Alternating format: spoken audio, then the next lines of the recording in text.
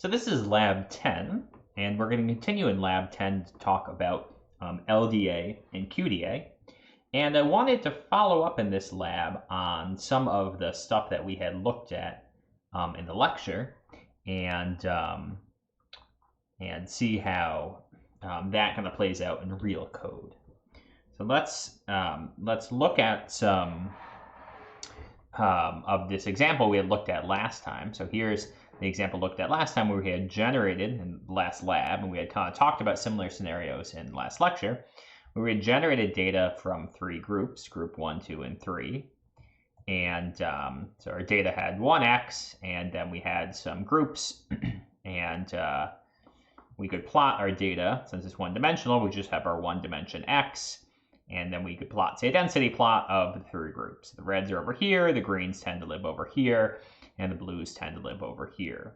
And we had looked at last time, we had written our own LDA function, which is, this is our delta LDA, which gives us, takes in the X and the class, and gives us our discriminant function, evaluated. And there's a couple ways we could write it, but we wrote it kind of in a canonical linear way. So we could see it was a linear classifier. And let's see, what did we do? We had some complicated code that I'm not going to go into too much detail over, but we could plot these discriminant functions, and this is something about, like, this is exactly what we get for this data. So here was my three profiles, my three density plots just from up here. They're just squished a little bit. And then I have my three lines, which are the discriminant functions. So this green line is the discriminant function for the green class. The red line is the discriminant function for the red class. And the blue line is that discriminant function for the blue class. And you can see they're linear. And this is exactly using, I'm not going to go into this whole function that I do to produce this, but I'm just passing in the discriminant function to it. And it's producing this whole thing. And so you can see they're linear. LDA is a linear classifier. And discriminant functions can be negative because we're taking like a log of a probability that can be negative. But you can see over here the red is highest, even though it's negative. So it predict red over here. That's kind of indicated as these points on the x-axis that are red. In this region, we predict green because green is the highest. And then as we move here, blue is the highest, so we predict blue. And that matches up with our intuition about kind of these the kind of empirical distributions we see, right? Of course, LDA behind the scenes is actually approximating these as normal with some common variance. And we could instead look at, I could write a discriminant function for just using a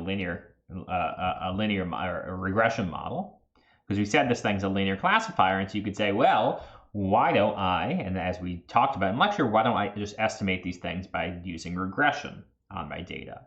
And it's not the dumbest thing to do. It works out well in some cases. And so we kind of look at what that looks like here. So here would be an example. I have my three groups. So I want to develop my discriminant function for group 1. So I set all my group 1 to be y values to 1 and my y values group 2 and 3 to be 0. And I fit this regression line. So this is going to define a discriminant function for group 1. And you can see, of course, it's high, has high value corresponding to the x's where the reds would be, and lower values, so the blue and green. Here would be my discriminant function for group 2. So I've set my group. I set my, I guess this should be 1. Doesn't really matter. I set my my group here like this, yeah, the plotting's off. This should be 1. Doesn't matter, right? I fit my function here this way, and I get my second discriminant function. And of course, I could do this in my third group, and it would look something like this. And this would be my discriminant function for group 3. So this is kind of something along the lines of what we could do here. And of course, if I were to plot these discriminant functions, if I were to kind of naively do this, what you'd get is you would get something that looks like this. And so you can see the problem here with using this approach is that the green dominates the red, And so you're not really predicting the red anywhere ever, right? So the blue is predicted over here, okay. The green is predicted over here, okay, but the discriminant function of the green kind of dominates this discriminant function for the red. And so you never actually predict the red class. And this is what's called class masking. And it's not a huge deal, but it's basically why you don't just use this kind of simple regression approach in this scenario here. Okay, but enough about that. That's just kind of a little illustrative example. We should really talk about, this was all just using one-dimensional x's here. We should really talk about LDA, and we looked at a little bit last time for real data. And of course, in real data, we're not going to implement our own function, but we can say LDA for p bigger than 1. And so let's look at our favorite data set. Maybe we'll look at the iris data set, right? So this iris data set contains data on irises, sepal length, width, petal length, width, and our species, one of our 3 species. You can always call on these data sets. You can call, say, summary of my data set, and it'll give me some summary information. So here's my 5-number summary on the quantitative variables, and I have my species variables. You can see there are 50 of each. Okay, so we want to apply LDA to this stuff, and LDA is, and QDA, indeed, are in the library mass, and I think we looked at this last time. There's a function, whoops, not called DA, but called LDA, and this is linear discriminant analysis, and you can read all the help there, thrilling. There's also a function called QDA, which is quadratic discriminant analysis. And so I'll scroll through this help. They're really nice because they behave a lot like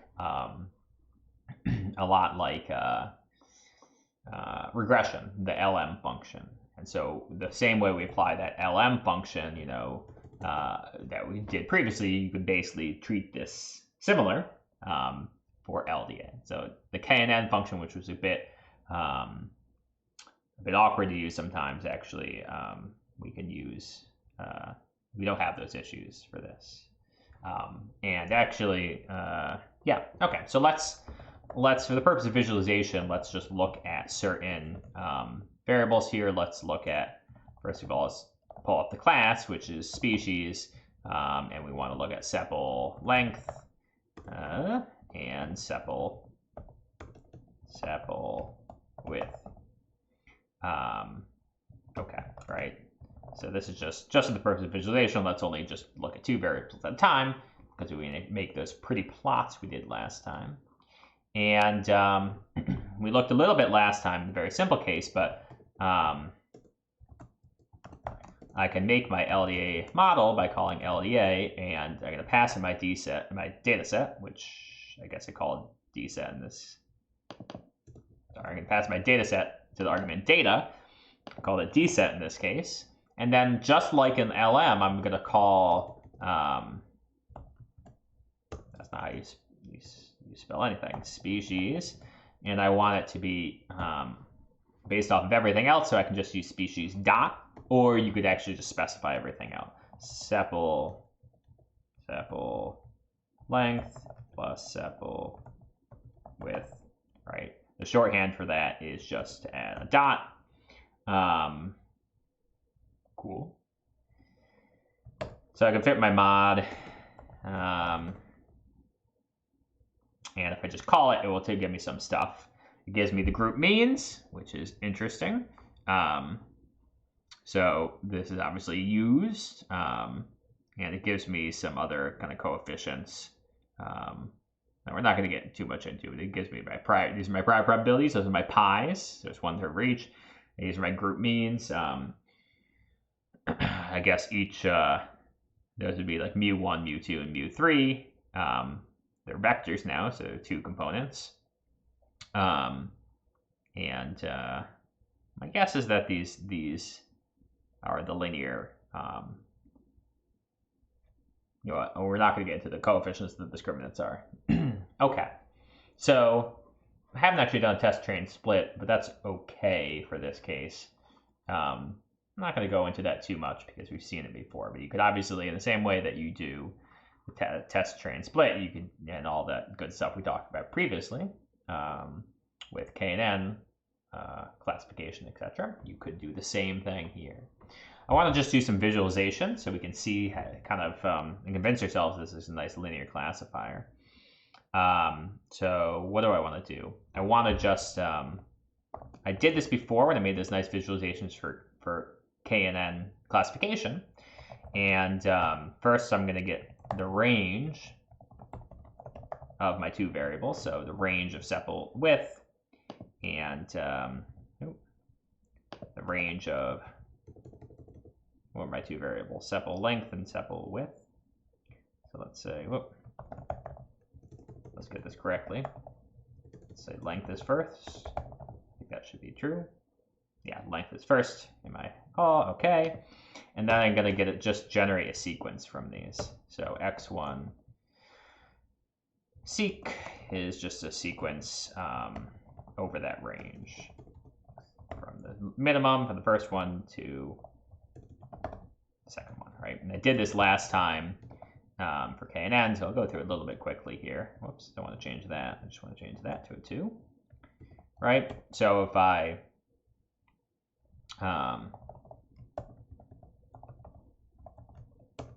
just plot these, let's see, is that going to work? Nope, because they're different lengths, but we can get there. Here's the easier way. All I'm doing is creating a grid over which to evaluate my classifier.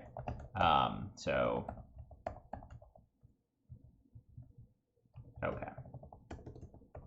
And let's just name the column names to be sepal length and sepal width. Okay. So if I can plot this,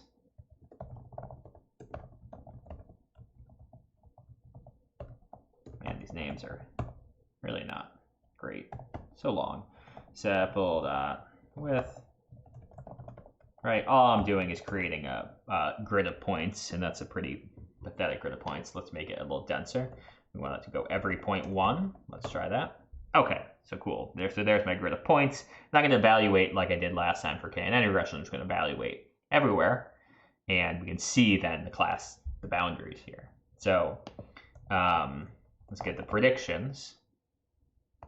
So all I need to do is call predict on my, what is it called, LDA mod, and the data I want to predict on is this grid data.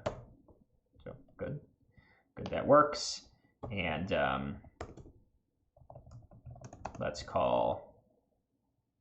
make a data frame that contains, I'm going to column bind together my grid and my predictions.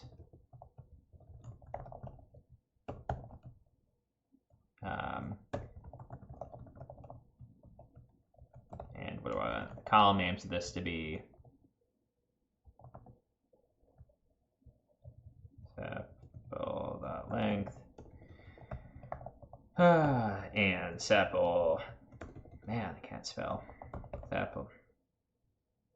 Nope, that's still not right. Sepal width.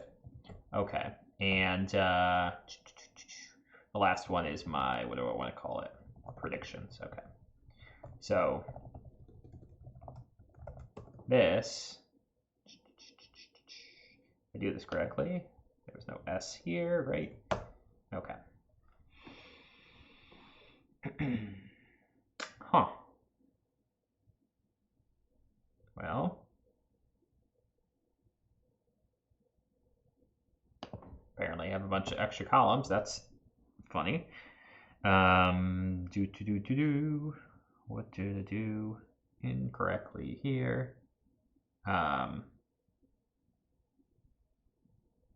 That's funny. Well, let's look at,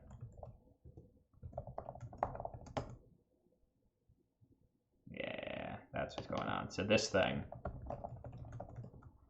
has 3 names: the class, the probability, which is going to be our basically our Bayes probability, and then x, whatever x is. So let's put that other code down here. So let's just say head of that. The class is the actual predictions. I don't know what x is.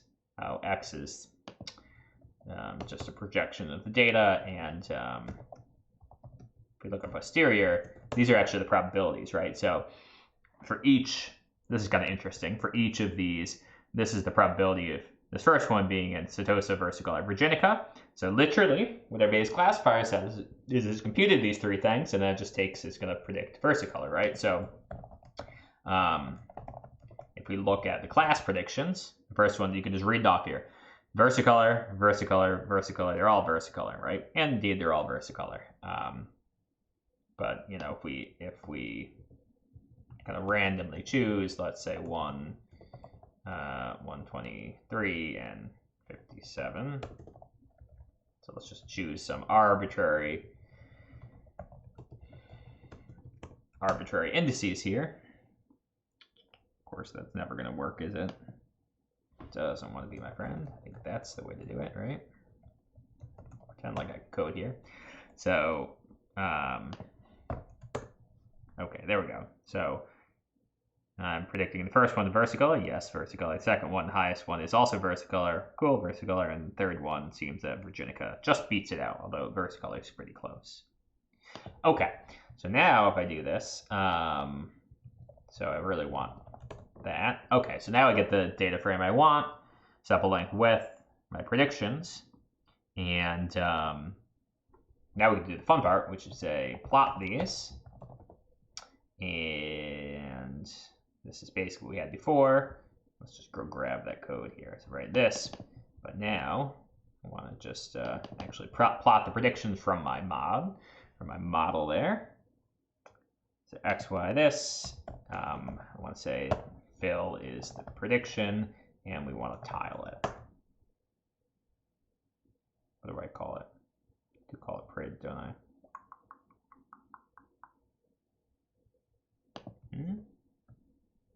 Factor. Yeah, that's good. Like what?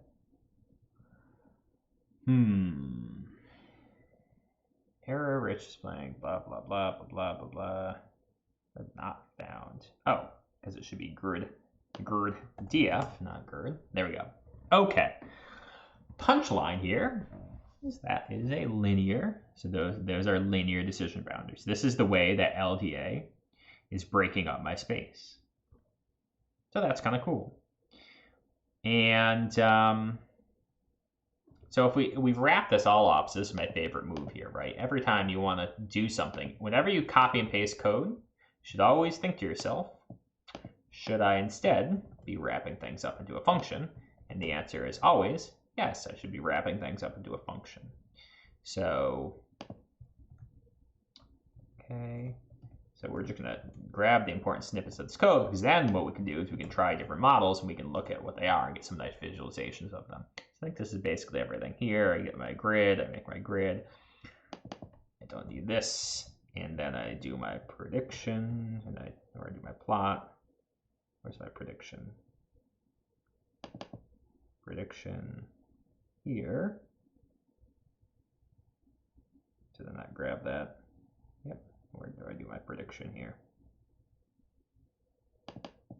So I need this. Yes. Okay. So that should basically be good.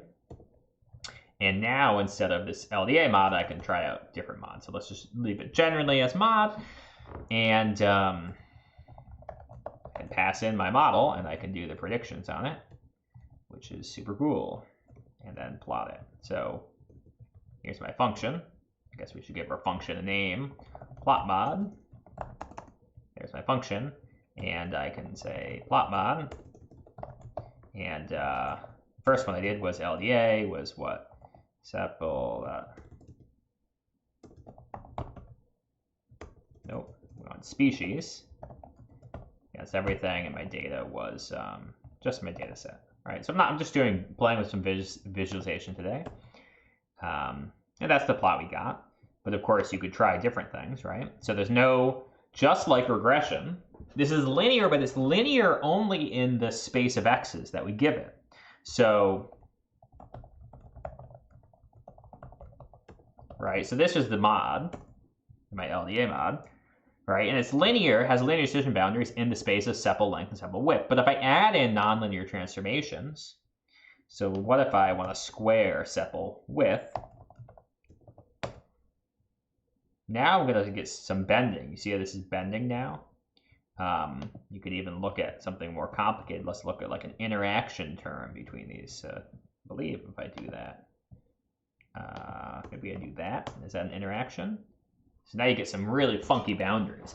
So it's linear in the space of, just like in regression, it's linear in the space of whatever the design matrix is. So in some ways, it feels a lot like linear regression that we have this design matrix. So if I take, so let me just go like this. Here's my model, and I can plot my model, something like that.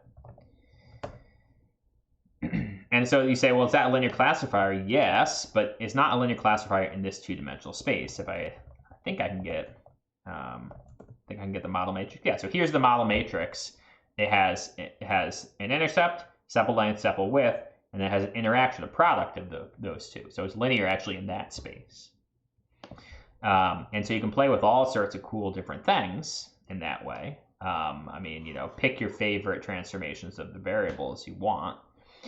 But you can also do this, and I didn't tell you anything about QDA, but QDA is a very similar function from the same package, and you apply QDA there. And so if I plot QDA, oops, let's not do that. That's super funky. So here's just a simple QDA model. It is quadratic, has quadratic or squared, so these kind of parabolic things in this original space. But as I just showed, you could look at interactions here, and so you could even have a more complicated model and get things like this. So the way to increase the complexity is you could not only increase QDA, or use QDA over LDA, but you could also just increase the complexity of the kind of design space here. So here is, I have this more complicated design space, and it leads in a QDA model, it leads to a really complicated classifier. So just because these are quote linear classifiers, they're linear in the space of these variables. So of the span of this design matrix. And so if you make this design matrix complicated, I could add on the square sepal width, I can come up with some funky boundaries here, right? And so these are very powerful methods because you can work with all sorts of transformations of these things and get really complicated boundaries. I could look at the interaction between the squares. Is that going to even work? Well, let's just add on another square. Let's do something weird. All right, so now I have 1, 2, 3, 4, 5, 6. Now it's a 6-dimensional space, and it's linear in that 6-dimensional space. But when you project it down into the original space, it can give you kind of complicated decision boundaries. So actually, I'm going to stop there because we're kind of at time for this. But that is a real quick overview of LDA and QDA. So in the simplest case here, it's just these linear decision boundaries. But we can get complicated things by looking at more complicated. Just like in regression, I can get I can regress against x squared, and that is linear in x and x squared. But if you plot it just as x versus y, it looks like a quadratic, and that's the exact same thing that's going on here. And so these classifiers are quite powerful if you use them correctly, and they're not just kind of boring, yawn, linear classifiers. They're actually quite powerful methods. But we'll stop here because we're kind of at time.